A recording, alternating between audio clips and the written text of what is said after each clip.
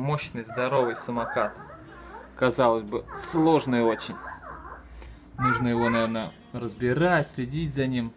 Но на самом деле он как конструктор.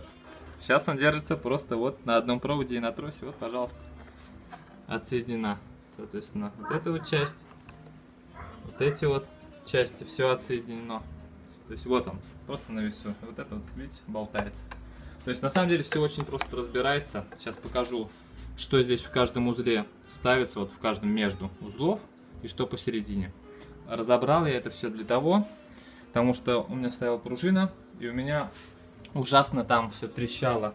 Прям звон такой, такой стоял. Я не понимал, в чем дело. Вот уже пневму приготовил, обратно пневму хотел поставить.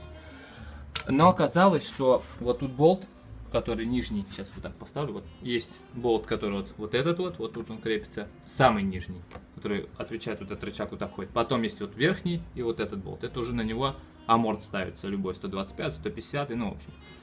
И оказывается, трещение, ну вот эта трещотка, вот этот свист был вот тут вот, где железная втулка.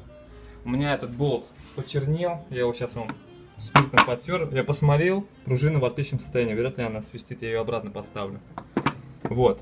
Вот столько здесь всего в задней подвеске. Такие вот проставки между ставятся. Сначала проставка, ну точнее изнутри идет, вот так вот сюда ставится, соответственно, вот так, оп. Также и вот с этой части. И потом уже, ну, продевается болт. Наверное, чтобы, типа, не натирал, я не знаю. Короче, сделано так все.